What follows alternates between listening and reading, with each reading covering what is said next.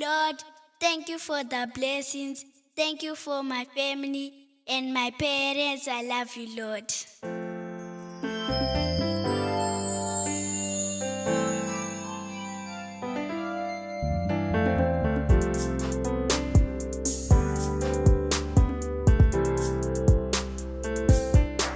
Munoshamisa makatendeka imimi Maria mushanduke. Maria anoramba achiita zvikuru.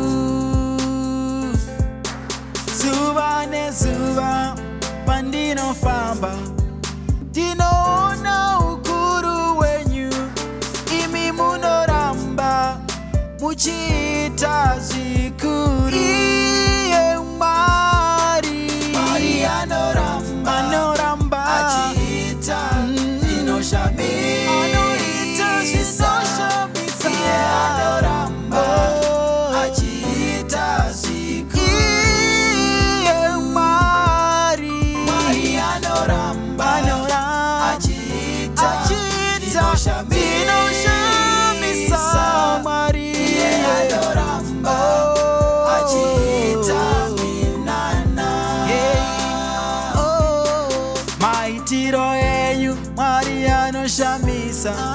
Mukome wangu wapfachukira. Kwese kwandinoenda nyasha dzenyu dzineni. Zvido zvemwoyo nezvandinoshuwira nekutenda zvatoitika. Imi munoramba muchiita minana. Iye Maria anoramba achiita zvinoshamisa.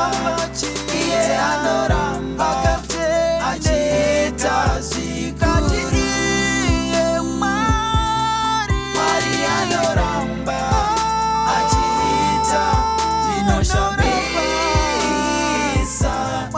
Iye anoramba achiita minana.